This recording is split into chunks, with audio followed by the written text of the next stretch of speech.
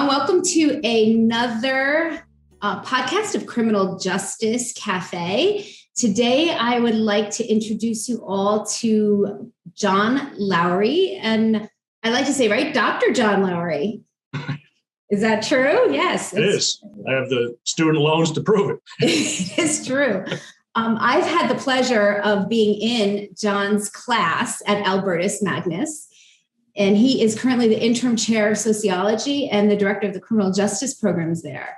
He has also done many, many years, and I'll let him talk a little bit more about that, as a correctional officer and also as a unit manager here in Connecticut State Prisons. So I think we have a great perspective, alternate perspective, you may say, on different sides of the way the system is. So this is a great segue for our listeners to learn a little bit more about my cause and what I like. So John, welcome. Or should I say Jay? What do you prefer? You can say Jay. That's Jay's. Okay. I prefer. That's fine. Okay. Yes. Thank you very much. As you said, I am currently the interim chair of sociology at Albertus Magnus College. I also oversee our criminal justice programs. I've been in Albertus since 2014. And prior to that, I retired, as you said, from the Connecticut Department of Correction, where I did my 20 years from 1993 to 2013 at McDougall Correctional Institution in Suffield, which is the largest general population maximum security facility in New England. For my first 10 years, I was an officer. I was what's called a treatment officer. I was a classification counselor. And then for my last 10, I was a supervisor at the rank of unit manager. So I had some very unique experiences working with that population. And, it's allowed me to transition into academia and at least have a moderate level of credibility as to what I speak about. You think? That's a lot behind your belt. A lot. I have to say, I have learned a tremendous amount in your classes. Thank you. Coming from my experience, because I was inside incarcerated, in a federal camp, which is very different from your experiences. I thought I knew a lot more than I actually did on the technical and academia side. And taking classes and going back to school has been wonderful for me to be able to see both perspectives. Yes. And I have to say, I've changed a lot of my perspectives based on that. Absolutely. And, Albertus it's a wonderful institution. I was an adjunct since 2000. So for 14 years or so, I was an adjunct while I was working in the department, and I taught primarily at Westfield State University, Westfield State University, Worcester State University, and Springfield College, all up in Massachusetts. And working at Albertus is very unique in that the demographic and the populations we serve are so different in those areas. And this is something we've spoken about before, but in my 7 years at Albertus, I have had, to the best of my knowledge, 27 students whose fathers and or brothers I knew personally as inmates at McDougall. So wow. I would see that, so, and you mentioned, in class, we would talk about nature, nurture, why do some individuals, what are the reasons that individuals offend, and to see individuals from the same family, raised by the same parents, the same conditions, one doing a double life sentence at McDougall and one pulling a 4-0 at Albertus, working 3 jobs with a family. And I always, again, from an academic standpoint, I studied it, but to actually see it in real life it's a fascinating perspective. It is. It's to me, I'm fascinated as well as the nurture and nature aspect of things coming from on the federal side. And I've seen the same exact thing. I know we have spoken about this specifically with the prison system. Is how do you take someone who you have this family dynamic, and you have a brother who happens to have done some very bad things in his life and he's gone to prison. Do you feel as if that's actually rehabilitative, or is it punishment, complete punishment? And that's, again, so one of the things we talk about quite a bit is my personal kind of caution against working in absolutes. And one thing in particular, when it comes to the criminal justice system, one of the biggest issues I think we have specific to corrections is, what are the goals of punishment? What are we hoping to accomplish? And, to the point of, for most individuals, if you tell most individuals that you're going to be incarcerated in maximum security prison for 5 years if you do X, they're not going to do X. Or they may do X one time, experience that situation, never do it again. So to that point, our punishment has been a deterrent immediately the first time. And the second time, it was through the fact that they actually had to offend to experience it. And most people, but again, the population I dealt with at McDougal was so atypical. I would say, I'm not sure how to quantify because I didn't take a poll, but based on my experience, I would say the majority of offenders I dealt with didn't see didn't see incarceration as a punishment, and oftentimes chose to be incarcerated. I tell the story about the first time the first inmate he had a 25-year sentence. He was parole eligible after 18 years, and he was a model inmate.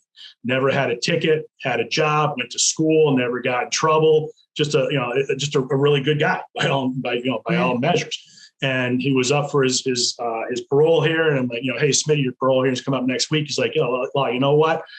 Just go ahead and cancel. I don't want it. I'm like, what are you talking about? I said, you can be on the street within 4 months. He's like, yeah. He goes, honestly, I don't want a PO hanging over my head. I don't want to get a job. I'll just finish my sentence here and walk out owing nothing. So theoretically, he chose to spend 7 more years in prison rather than face, in his mind, the responsibility of having to get a job and report to a parole officer and worry about getting caught up in something that he may or may not do. And I tell people that story, and a lot of them think I'm lying, and I'm not, because it happened multiple times after. That wasn't the first time. Yeah. So, and again, I don't know if that's to our discussions. Does that speak more to the failure of our social systems, of our criminal justice system, of our general work ethic and personal responsibility? It touches a lot of things, and that's some of the struggles that I've always had with. Yeah, I mean, I think it speaks more to everything if you think about it. It's the old, like the Shawshank Redemption, which our listeners, I'm sure, can all relate to read. He's institutionalized. Mm-hmm. And so many of these men and women who go into prison, who get these lengthy terms in prison, I mean, drugs with mandatory minimums way back when, and they don't know how to live in the real life. We had that conversation about a particular inmate who was 19 when he went in, and I recently received a letter from him at 43, and his penmanship is that of a 19-year-old. His letter writing was of a 19-year-old, and he's terrified that he's going to be getting out because he doesn't even know technology. He knows nothing about life, and he'll be out at 50 years old. And at 50 years old, what skills do you have? What skill set do you have to get a job?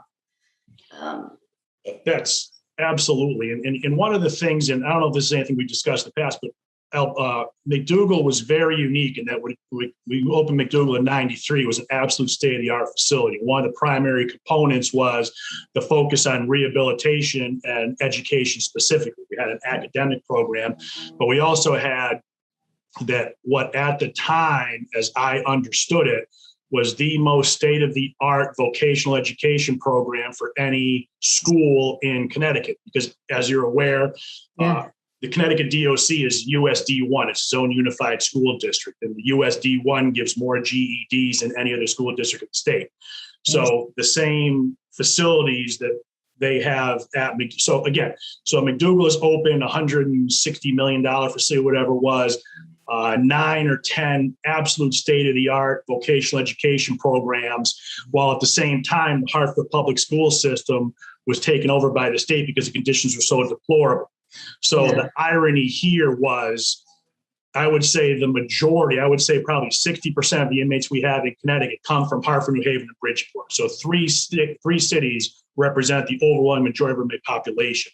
So you had inmates who were profiting from a vocational education program in a maximum security prison while their children were going to school in a public school system with asbestos tiles falling from the ceiling and textbooks that were 15 years old. Wow. So it was always kind of there was a large outcry from the community about that. And the reality is, again, as it was explained to me, in 1993, the government came to Connecticut and said, we will give you $170 million to build a facility if you're interested. They didn't say we'll give you $170 million you can invest in the Hartford public school system. Right. Either you can build the prison or Tennessee's going to build the prison, to that effect. Yeah. So that's kind of what happened.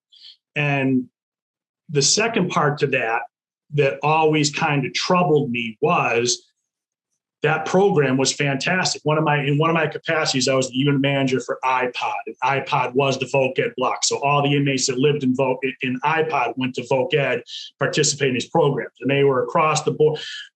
As a unit manager, I could have walked into IPOD in the morning, left the keys on the desk, and that block would have run itself with no issues, because it took so much time for inmates to get into Voc Ed. I would almost see nobody would ever do anything to kind of ruin it, because it was so difficult to get into. But let me ask you something really quick. They're going into this program. It's kind of like me. I'm back in school. Educationally, I'm learning a lot, but there's no experience. So they're learning and they're getting their GEDs, but they're not applying what they're learning to life experience. Exactly. So the kids that are getting that education in these school systems that the cinder blocks may be falling, they are, however, getting life experience using that education. Yes, absolutely, and that's a great point. And the other part that always bothered me about that was, so these, they would complete these Voc Ed programs, whether it was electromechanical, electronics, woodworking, carpentry, cabin, and they were unbelievably skilled and talented workers. It would take between 2 to 3 years, and they would complete the program, and they had an amazing amount of pride and work ethic, and you could see it. I mean, these were guys that I saw every day. I saw them sometimes 7, 8, 9, 10 years waiting to get in, the progress they made, the development, the maturation, the acceptance, all these things that we're hoping to achieve through the concept of incarceration. They're meeting that. They complete the program, they get the certification, they go to graduation, they feel amazing about themselves, and they don't discharge for 35 more years. So by the time they leave, that certification is obsolete. So again, in a very selfish way, as an individual who worked in IPOD, that environment was a benefit for me because they behaved themselves to be there. Right. But in the long run, would it make more sense to have that at a Willard, a Cybulski, or a level 2, so they could use that and immediately progress to the street? Right. And do they have jobs? I know, like in federal prison, there's jobs. There was Unicor, there was a puppy program. The women in Danbury run the facility, both the men's and women's facilities, doing carpentry. They do. I mean, but they're not a lot. There was a few private industry jobs. The majority of jobs were we call tiermen, basically inmate janitors, laundry workers, kitchen. We ran the statewide commissary out of McDougal. And again, the average salary was 75 cents a day. If you're a laundry worker, you made $1.25. If you were able to get into private industries, there's a little bit more, but it was very limited. Yeah. So when you say jobs, not in the traditional sense, it got to the point where, as a unit manager, I would hire in, tiermen, and I would have maybe 14 or 15 tiermen in a unit that I could function with 2 or 3. Yeah. And it just, for the sake of giving jobs, we gave jobs, but it certainly wasn't an 8-hour fulfilling, beneficial situation. Yeah. And see, for me, I couldn't imagine, I shouldn't say it's wasting an education. However, it would be like me getting my sociology degree and never researching or doing sociology at all. And that's a shame. And it's an injustice to the inmates as well as it is to me, to society that has given the facility all this money to educate. Exactly. The inmates. Yes. And, and another thing, another point to education. So, and I don't know if it's changed since I left, but I believe it was when I left in 2013, if an inmate was under the age of 25, by law, they had to go to school to get their high school diploma or GED if they didn't have it. And again, that sounds great, but that also creates some problems because oftentimes what happens, especially at McDougall, these individuals come in and they're facing these massive sentences and they're young, 18, 19, 20 years old, 65, 70 life sentences. You're 4 or 5 years before you can even wrap your head around. Yeah. So what I saw a lot of times was older gentlemen, maybe in their 40s, 50s, and 60s, who have had a chance to process that, who never got their high school diplomas or GEDs, who were wrapped up in the game younger. And finally, whether it was the aging out process or just, getting old, they wanted to change their life. So they wanted to go to school. The problem was MPOD was the school block. And they, at 40, 50, 60 years old, they didn't want to live with a bunch of 18, 19, 20-year-old kids. Yeah. So it created a lot of conflicts with how we could offer. While I understand the rationale behind giving a younger individual their high school diploma or GED in that particular setting, given that dynamic, it may not benefit them yet. But for the for the older individual who's finally kind of come to terms with everything else, that's when, and again, I mean, I saw so many individuals completely turn their lives around and change their lives. And, people would say, well, who cares? They're never getting out. And it's true. Yeah, they will never see the street, but their quality of life while they were incarcerated, impact they had is immeasurable. Yeah. One particular story, I won't use any names, but this particular person, they came out of Northern. They were a tremendous discipline issue, to put it mildly. It's like saying they have a receding hairline. They were problematic. And they were in Northern. They fought every day. And they got in Northern. He got to McDougall. For whatever reason, he and I, and for no reason at all other than the fact we both had daughters about the same age, we connected at that level as the father of a daughter. And we developed a rapport. And at the time, I was the public information officer, and I did discussion panels with inmates. So I brought him into the group, much to the concern of the administration. And he was fantastic. I mean, absolutely tremendous, dynamic. And he and I got to talking one day, and he said to me, he said, he goes, I'm the only guy you're ever going to meet that was born in a prison, and I will die in a prison. Wow. So his mom was at Niantic when he was born, and he was born at Niantic. Wow. And he got out, and he went through the system, and he picked up a lengthy double life sentence, and he got double life without parole, and I think plus 45 years. So when he told me that, that's something that just to hear that, and again, I mean, I'll be honest, I'm a somewhat cynical individual. You kind of got to go somewhere to affect me emotionally like that, but it really did, and I saw the bigger societal issue. This kid was literally doomed from the beginning when when you start getting to the specifics of all of it. So yes. To the point earlier about what is the societal impact? How do we fix that? How do we address that? I have no idea, but I know that our prison system, as you know, is filled with individuals who have similar experiences. And that's... I agree so much. And that's one of the reasons I started this podcast is I'm not so much concerned about people who've been incarcerated, their stories. I'm more concerned about educating our communities on what the realities are. Having been there, I mean, I am in my 50s going back to school because we've talked about it. I have 3 kids, all have their master's degrees. And through watching them go through it, they didn't appreciate the education as much as I do.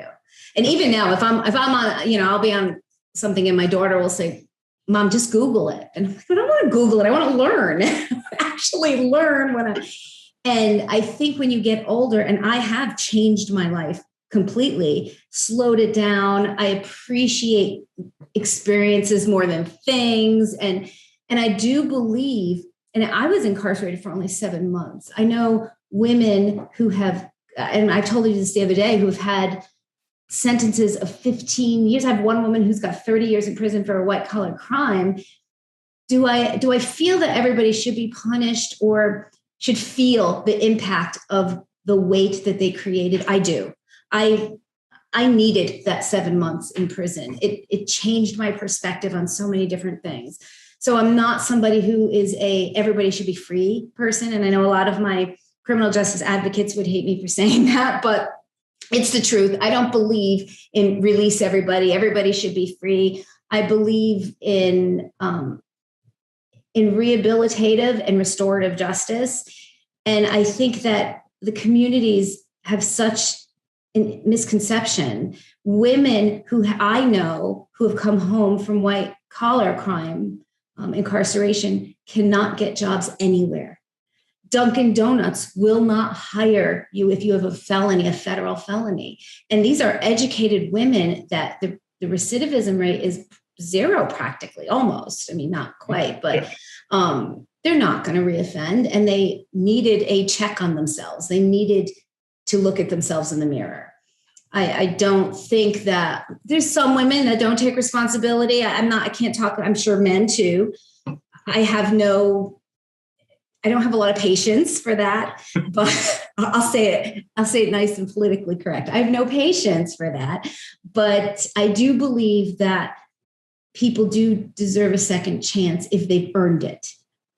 Absolutely. And because you went there, I'll go there, and I will offend my pro-law enforcement supporters when I say that I absolutely agree that we have far too many people incarcerated, particularly for nonviolent drug offenses. And this is something we've talked about. Yeah. And this is my internal struggle as an academic versus a practitioner. From an academic standpoint, I realize that the sentencing guidelines are dramatically unfair in a lot of ways, and people are locked up for crimes they shouldn't be there. And I absolutely agree that they need to be released.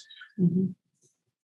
Professionally, my situation was at McDougall, I had very few of those individuals. Mm-hmm. I had the individual, whenever you pick up the paper, see an article, the most heinous Cheshire, we can go through, like, those were the individuals I dealt with. So when we talk about second chances, no, those, I don't feel that those individuals, the individuals that were on death row and had their sentences commuted, I don't necessarily feel that they need a second chance and should be released into society. Right. So, and they've not earned it. Yes. Yeah, but there are people that will disagree, and I respect that. But again, my baseline for that is I have maintained relationships with many individuals who were formerly incarcerated. At last count, 3 of them, regrettably, actually had their sentences overturned because they were innocent. So all of them served more than 25 years in prison. I had them for about 15 to my entire 20 years.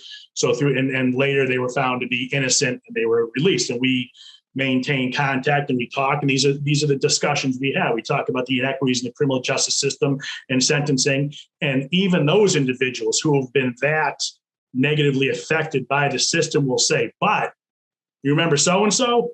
I don't ever want to live next to that guy.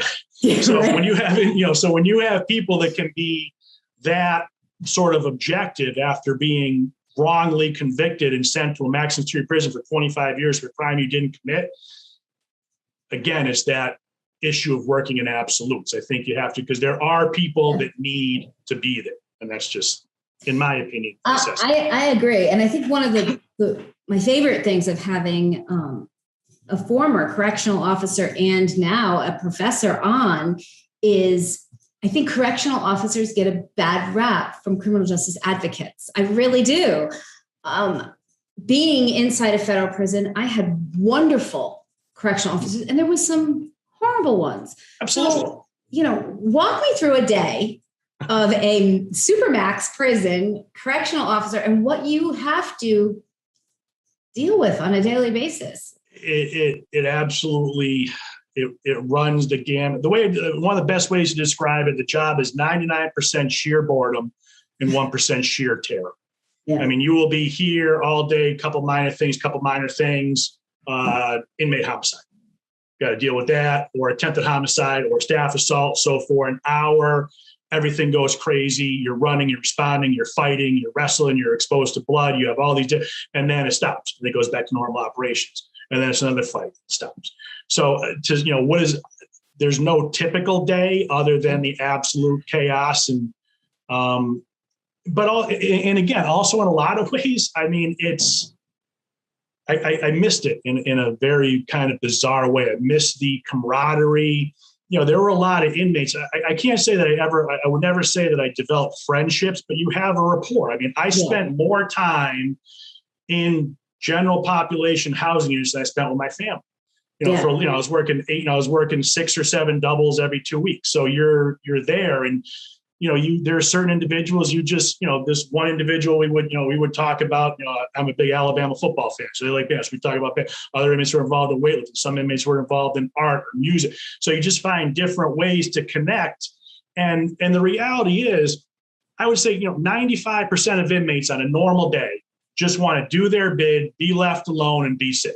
Just like it's same with officers. Yeah. And to your point, I'm unabashedly, I am pro law enforcement. That's just who I am. But I will be the first to tell you that I worked with a lot of individuals that I feel had no business doing the job. They weren't there for the right reasons. And the reality is, because of that, because of their attitudes and their demeanor, they jeopardize my well-being. Because oftentimes what happens is when a correction officer gets assaulted, it's normally not the officer that the inmates are angry at. What happens is second shift transfers to third shift, and the second shift officer's been riding the inmate all day about something. They lock them up, and then the inmate's sitting in their cell just fuming on it. So the first officers they see when that door pops is who they take it out. So again, when it comes to individuals who shouldn't do the job, and that's why, to segue to what I'm doing now with the education and the academic component.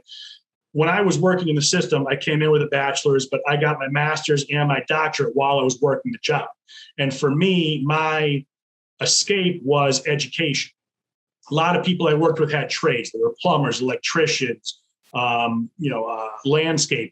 So they would work the department to get their benefits. They retire in 20 years. And I have no marketable skill sets. I am a big fan of Angie's List because I can't fix anything. So for me, I fell into education. When I completed my master's, I immediately became an adjunct, knew that's what I wanted to do, and then started pursuing my doctorate my last 4 years. So the timing lined up. And I remember at the time I was on a promotion list for deputy warden. I had tied for the highest score in the state. And I had an administrator tell me, we were friends, and he says, "Hey," he goes, "I heard you're getting your doctorate." I said, "Yeah." He goes, "That's fantastic." He goes, "We're not going to promote you, right?" And I thought he was joking. I said, "Well, what do you mean?" He goes, and his response was, in 2009, "We don't want you smart. We want you to follow policy." And that was the mentality. I mean, one of the best things about my job at the time is the department paid, my union paid for half my master's and a third of my doctorate through tuition reimbursement. Well, the reason there was so much money available in tuition reimbursement because nobody was going to school. Education was not emphasized. So my theory is, if we want to have a more professional organization to truly have an impactful outcome on how offenders are going to leave that facility, the same way we advocate, and I'm a huge proponent of education for inmates as well, but I think it has to be reciprocal. I think you need to create that environment and nurture that environment on both sides of the wall in order to develop the kind of, again, professional environment that you want to have to best meet the needs of what was now our new corrections. It's not what it was in 93. So that's sort of how I got to where I am now. I agree. I mean, what are your thoughts of prior inmates becoming correctional officers? I know that now, going back to school, trying to obtain my doctorate, I would love to work in Danbury in the federal prison, working with women, because I've been through it. I know what they're feeling. I know what they're thinking, but I could never get that job. So that's a great question. And I don't know that I have a great answer. Again, theoretically, are you copping out? No, I'm being brutally honest. Theoretically, you are absolutely right. Nobody understands the mind of the offender like a former offender. Right. So from that perspective, I get it. But also, having worked and the kind of the camaraderie and the gender neutral brotherhood, whatever the correct term would be, that you have, brotherhood, the personhood, whatever. So no, but I don't know that they would be received by their peers. And again, this is a sort of thing that correction, in my experience, in my opinion, corrections is at least 1 to 2 decades behind the rest of society. So while, what is socially acceptable in free society, I think takes about 1 to 2 generations to catch up, just because the ingrained nature of 20 years from now, if you were to ask me again, I may have a different opinion, but I think right now, I don't know that we're culturally at that point with the staff. And the inmates as well, because the chance of manipulation, you would need to prove yourself so much more than other officers. I don't know. I mean, but again, theoretically, it will be great. I hate to say this, I actually do agree with you. I know that. I think that me going back into, now I've gone back there to speak a couple of times. I don't get the respect that an officer who has not been through it gets, because I have succeeded. I've gone through, I've come home, I've rebuilt, I've started over. And I think a lot of women that are incarcerated that I speak to feel it was easy for me. And it wasn't. It was very difficult. They don't know. You don't know because and I do know what they're going through. And there is a sisterhood, a bond that you make with people that, the women that I met there are probably the most wonderful women that I've ever met in my life. And I don't think has been a large thing in the criminal justice advocacy world that people want to go back and they say, well, you need to have prior inmates as correctional officers. I really don't think that's an answer. And again, having worked, and this is evolution, maturity, whatever. When I first started department in 1993 at 23 years old, it was a much different. We hadn't opened Northern yet. The gangs were running wide open. So for my first 3 or 4 years, it was sheer chaos. You were fighting all day, every day. And and I'm sure you can relate, in correctional settings, you have custody and treatment. And custody, and this may offend some, custody always has to supersede strictly because the goal is always safety and security. Mm-hmm. No matter, at the end of the day, no matter what we do, the Department of Corrections' primary responsibility is protecting the public. So custody will always supersede, in my humble opinion. However, I learned to develop a much greater appreciation for the treatment side as I went through my career. So to your point, I found the most effective individuals we had when it came to treatment and programming were former offenders, because they had that relatability, they had that street cred. And your point was great, but it's a different dynamic. When you come in as a volunteer or paid on the treatment side, generally speaking, the inmate population viewed you differently. My belief is if you come in from the custody side, now you're trying to be them. You come in from treatment, you're one of us. Right. You go custody, you're one of them. And that's, in my opinion, that us and them mentality still exists. So that will be my concern about that dynamic. Again, 15, 20 years from now, that may be the norm, but I don't know that right now we're really there. Oh, true. I used to go in and speak to the I love the psychologist at Danbury. I'd go in and talk to him every day. I created a job for myself as his secretary, and he kept saying, no, I don't have. And I said, yes, I am. And I used to take the whole thing, but I'd argue with him and I'd say to him, why am I talking to you? Because you are a correctional officer first, always.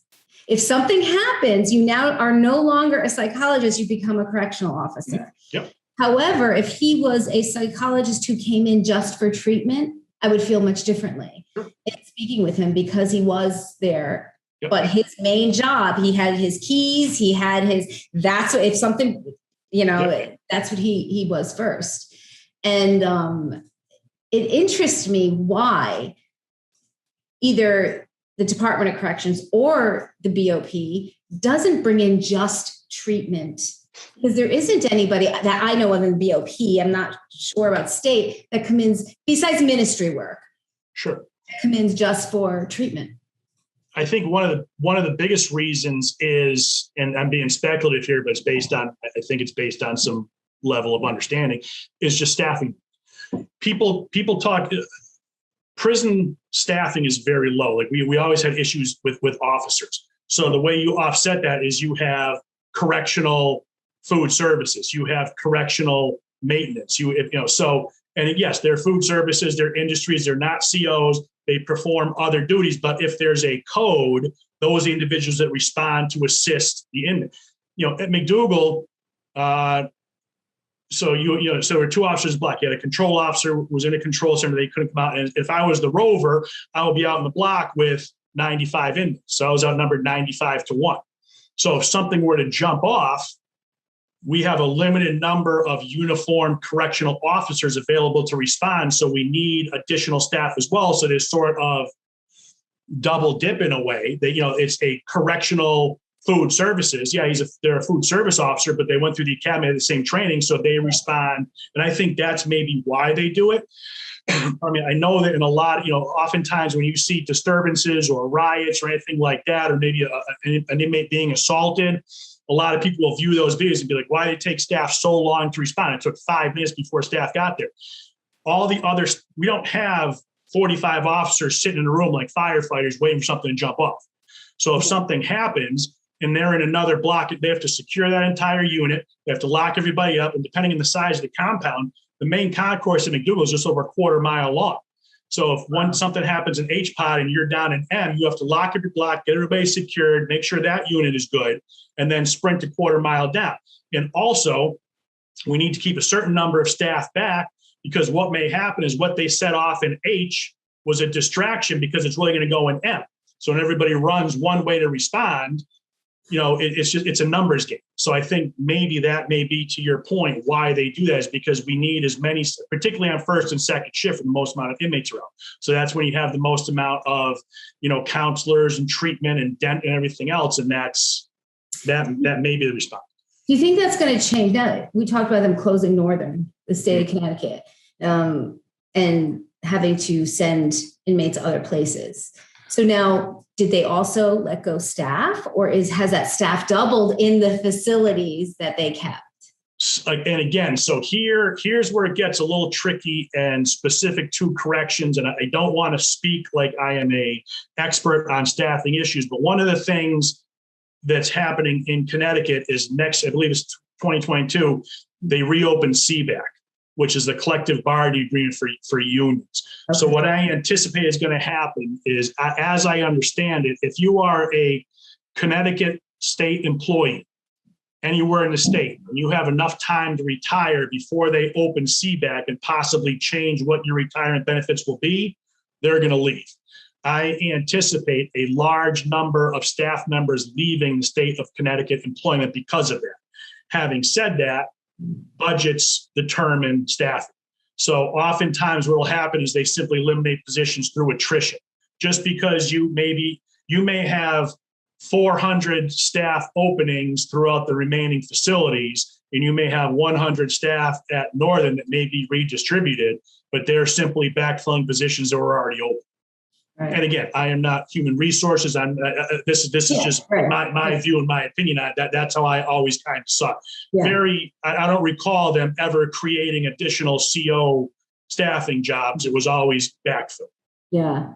And so now they're getting rid of Northern because we have less population in the state of Connecticut. Yes. Are they keeping now I don't even know if it's still there, the Cheshire program? I know you were a little involved in that incredible program. It was a great program. I'll be honest with you. I went maybe about 6 or 8 months before COVID. Actually, I went there and I spoke to, because many of the inmates went to the TRO program were the same guys that I had doing my programs with me at McDougal. So that's how I knew these guys.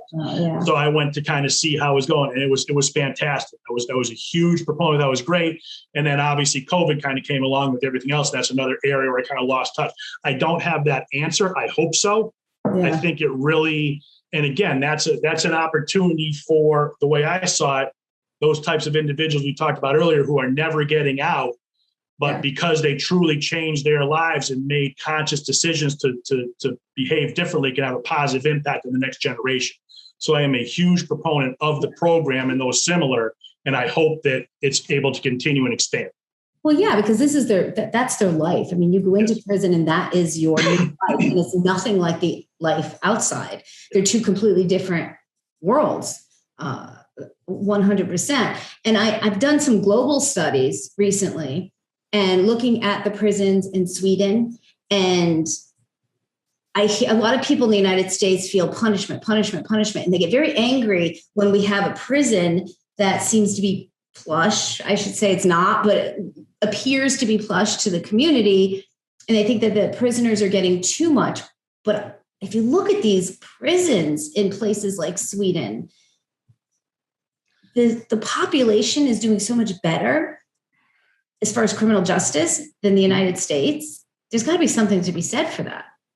There is, and again, just my personal opinion from the same type of research. When we talk, I hear this a lot. Like, why can't we be more like Scandinavian nations? When you look at the demographics and population of Scandinavia, they're so homogenous, and it's, they don't, all the things that make, as far as I'm concerned, make America great, our diversity, our different cultures, our, whatever your views are in capitalism, right. We have such a diverse population in this country that you can't necessarily. Is it the? I forgot the one. I want to say Nordstrom.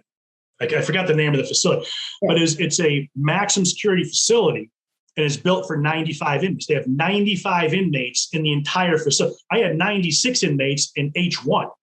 So when you start talking, and your point is absolutely valid, but I caution against drawing parallels. You can't really compare them. Yeah, you're right. It's like West Virginia versus Danbury for a women's camp. In West Virginia, you have 700-800 women. In Danbury, when I was there, was 200. There's only 49 women there now.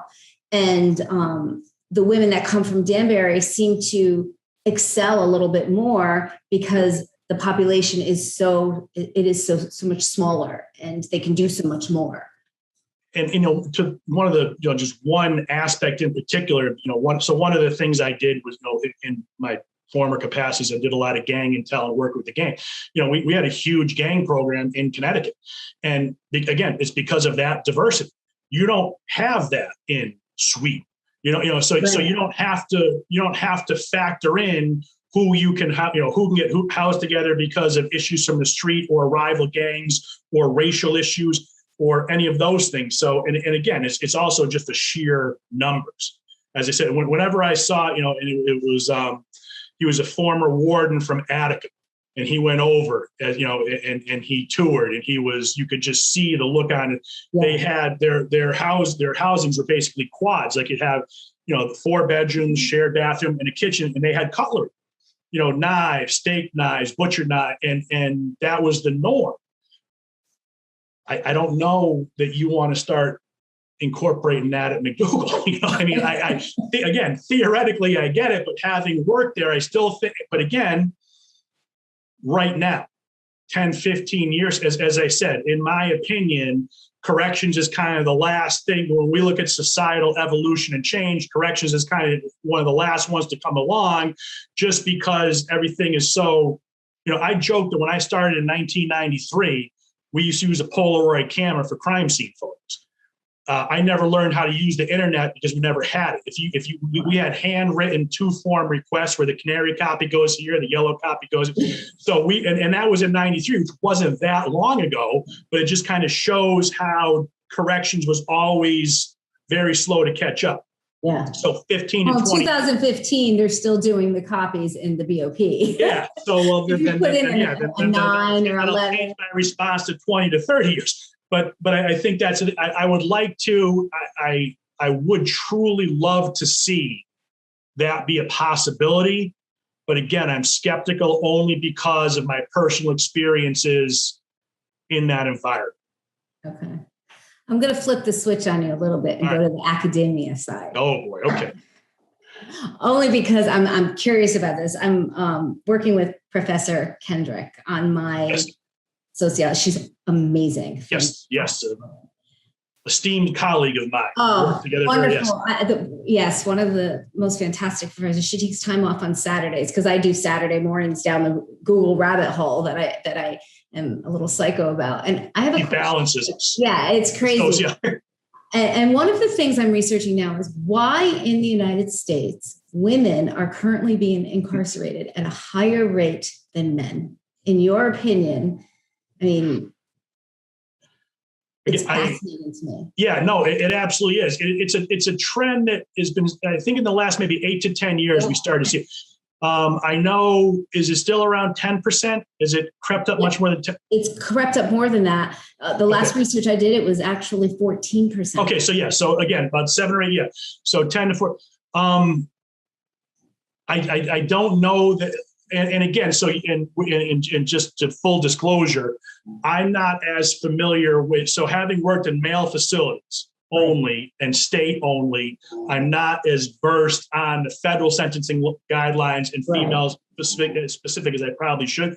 But in my limited research in the area, I think it's just a move towards greater punishments in general. I think everybody kind of got caught up in that umbrella. I know, and you may be able to speak to this, better than I could. Again, I never worked in a female facility, and in my view, my belief was that I would say the overwhelming majority, high 90%, are there as a direct result of the actions of men. A lot of times they were often co-defendants, or a lot of times they were brought into it. Conspiracy charges. And again, I'm looking at the state level. Is that necessarily the same? The federal may be a little bit different. Yeah, it's a little different. I think, well, on the state level, you're looking more at a violent crime, where most of federal is either drugs or white collar, because it's crossing state borders. Mm-hmm. And drugs are a lot of times related to a conspiracy charge based on a boyfriend or a husband, and they happen to be there. And the sad thing is most people don't understand that a conspiracy holds a greater sentence than if you actually committed the crime, which is a frustrating thing for me when I speak to some of these women that are in prison for 20, 30 years because their boyfriend was selling drugs or their husband was selling drugs out of their home.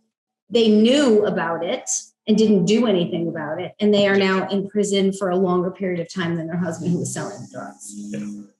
It's shocking to me, actually. And when you bring kids into the play, as you said, if you have a parent that's incarcerated, the likelihood of you becoming incarcerated is so much higher. Yeah. The number of intergenerational, again, real quick, I had maybe 3 months left to retire. I'm walking in the concourse one day, somebody comes up, he's like, Laurie's talking to me. Looks so familiar. I know this guy. I looked at the name tag Johnson, but that didn't know. So, and all of a sudden I go, you were in J-Pod in 97, right? He's like, no, that was my old man. He said, he heard I was getting locked up and came here, said to look you up, you were a good guy. Wow. So I was getting like Yelp reviews from, and I say, nobody wants to mess with you because you're such a big guy. Well, actually, so one of the things I miss, and this may be relatable to you too. One of the things I miss most about the DOC is I was actually the skinny, good-looking guy.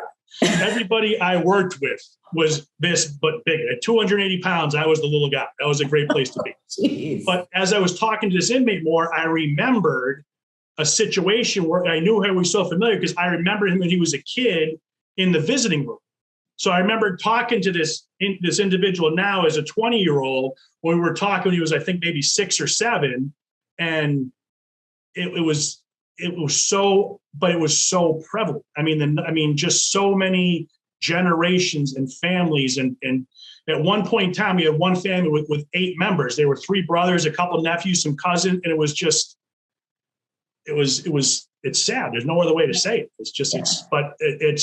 It was also the reality of the situation. Yeah. And I think that for me too, it's when I first came home from Danbury, I was gung-ho. I wanted to change the system. I was an advocate going to rallies. And then I realized, wow, to change the system, you need to really educate the people, the young kids that are in college that are going to be senators and they're going to be political, that's where you have to go. I don't think the system is going to change overnight. I think we have so much work to do. And they say, it's so broken, but how to fix the system, everybody has their own idea of how to fix this crazy system. And for me, I do believe that at a federal camp level, to see these women try to raise their children in a camp, there's no reasoning for it, because take Danbury, for instance, there's no lock. I've never been handcuffed. I've never been arrested in a police car or anything like that. I pled guilty. I walked myself into Danbury. I stayed there for 7 months. My kids and husband came every single weekend. And then I went home to a halfway house. Well, I went to a halfway house, which was 10 times worse than Danbury was. That was a prison. And, you're transitioning along the way to home confinement. Home confinement it was tougher than Danbury. Mm. It was tougher. And I know women now, because of COVID, that because of the CARES Act, are home on home confinement. They have ankle bracelets on. They're being checked up on consistently. But they feel they're productive. They're working. They're paying restitution. They're home with their children, versus being in a camp doing plumbing for the men's FCI all day long while your children are running rampant. It's insane to me. Yeah. And again, that gets back to what are the goals as a society in criminal justice, what our goals for punishment are going to be. And just to elaborate a little bit, I think a phenomenal point about why it's so important, because this generation of future said, I think even more than I always, not because it's a shameless plug, but I always encourage even non-CJ majors to at least take intro to CJ. Yeah. I think that is because in my experience in the 20 years I've been doing this, the feedback that I get from my non-CJ majors about what they think, because they don't know.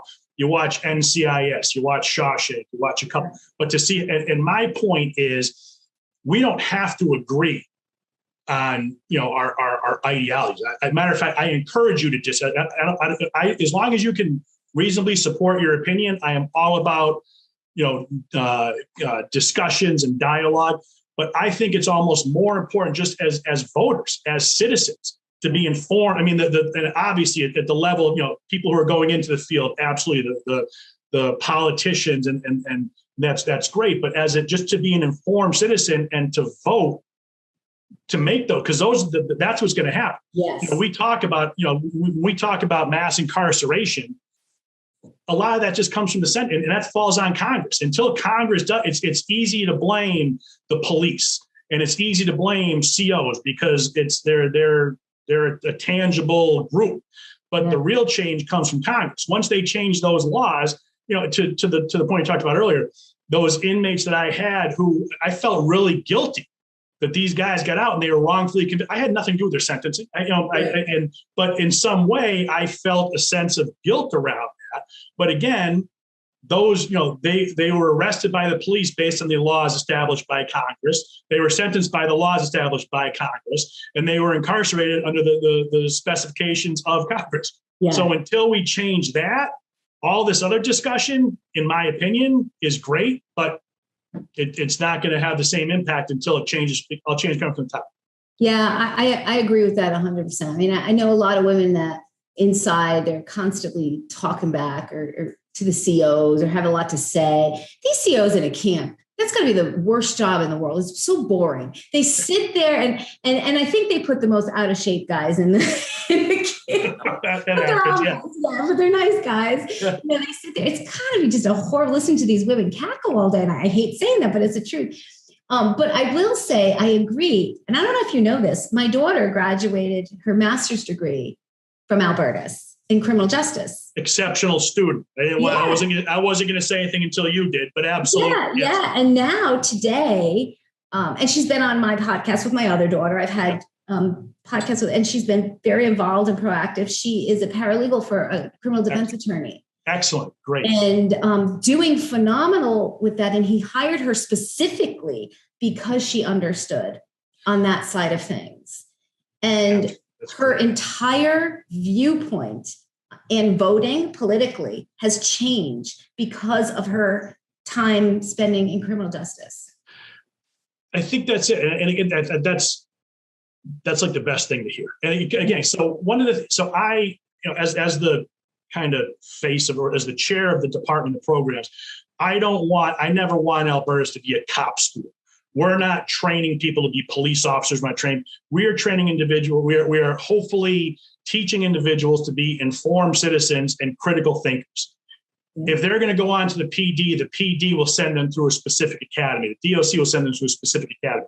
But it's so great to hear that was because that makes all this worthwhile. The program is designed, and again, obviously, we all have our personal ideologies. Mine tends to lean a little more conservative, pro-law enforcement. But I and to, so earlier about Professor Kendrick, we have very different ideological views, but we're able to work together. And that's the beauty for our undergraduate program. Someone who graduates with a bachelor's in criminal justice from Alberta has 72% of their credits come outside of criminal justice. So in a way, it's all, so for those individuals in other concentrations or fields who may be not so pro law enforcement, my thing is, here's your chance. You have these students in your, and that's, it's not about indoctrination. It's about exposing them to different views and theories and allowing them to make their own decisions. So to hear her experiences and her views on that is that I can't. Yeah. And I will say, I am a huge fan. Albertus has been, and it's a plug for Albertus, because they have been so welcoming to me and so just wonderful. Home, feeling like I'm home. I wish I can continue there. And I said this to you, I wish they had a graduate level sociology. And I talked to Professor Kendrick about this, to go even further at Albertus. Yep. And they just don't at this time. But as the interim chair, hopefully I can work it. Yes, you definitely should, because I think I've taken all the criminal justice classes because they interact with sociology. And I just decided after the last many years of listening and being the social work side of things, that's not for me. Exactly. Listening to people all day where I don't have much patience. I don't work well with others, I should say. The research side, I've owned the maturation process. I think we all go through that. It really is. And then I didn't realize I've owned a title research company for 30 years. I should have realized research is where, I could do that by myself. It's that's fantastic. And again, that's the whole point of the educational journey. And I joke about it when I was in undergrad. My undergrad I was political science with a concentration in pre-law. I took my LSATs. I applied to UVM. I was going to be an environmental lawyer. And some of my buddies were out one night and were like, "Hey, we're going to take the DOC test tomorrow." I said, "What's that?" They said, "It's work in the prison." Said they're going to pay you $14.25 an hour benefits. And I said, "Yeah, I'll give it a shot." And so, we have all these great aspirations. And again, at 19 years old, we're all very enlightened, and you're going to save the world. But you kind of, so to that point, it's a circuitous path. And all the experience, everything we pick up along the way, just kind of get us to where we are. So I think that's fantastic. Yeah, it is great. And to circle back to end our hour, I just hope that our listeners can understand and have a better respect for correctional officers as well as inmates. Exactly. We do come from very different perspectives, but really they're the same in some respect. I mean, they're the same. Absolutely. I think. And I think many people who have been inmates who have become successful with their inner side will agree with me and say that both sides have to work together. And I've seen many podcasts with correctional officers, good and bad, and wonderful. I think I sent a few to you. Yes. That were interesting. And I think most correctional officers feel the same way you do. There has to be a unity where when you're coming out of prison, working together with correctional officers is a wonderful tool to help people and community. I think that's fantastic. I can't thank you enough for this forum to kind of give my, and that's the thing, as we talked about. I think many times, more often than not, no matter what the situation, we have so many more similarities and differences. But and again, not to get into the whole culture of America today and the camps and the divisiveness, but I think if we can, and again, I think those are always kind of extremes. I think the majority of individuals fall somewhere in the middle. Yeah. So to the point earlier about the voting, if the largest mass of individuals are truly somewhere in the middle, then I think we can find ways to address these issues. If we can eliminate the loudest, most controversial voices on each side, and that was very diplomatic, and then find someone in the middle. So again, I think this is tremendous. I can't thank you enough. I truly respect everything you're doing, and so hopefully individuals watching this agree with us, and this is one more way that we can, increase the dialogue. Absolutely. And how if anyone has questions, how can they contact you? You can email me. It's JN Lowrie, LAWRIE @albertus.edu. I would, be love to talk to anybody in any capacity. And like I said, I am always available. So wonderful. And I do have to tell you before we go is the funny thing in our household is, I forget what movie it is, Mike Lowry, Bad Boys. Bad Boys. Every time the phone, or if I'm talking to you, I hang up, I go, that was John Lowry. So I can't tell you. I must have been, I'm going to say that movie came out in 95 or 96, the original. And I heard that just walking down the tier, Mike Lowry, yes. for 2 years, everywhere I went in that facility. So I can relate. So yeah, so when our listeners are trying to find you, they can remember your last name by that movie. If you just Google my name, I'm the only person that looks like this. So so between the two, it's easy. I'm easy to find. That's right. Well, thank you so much for being on. Thank you. I just want to give a little plug. If anybody wants a mug, they can write in and we send them for free. So I will send you one. So you have one. I appreciate that. Thank you very much. Great. And thank you all for watching, and we will again see you soon.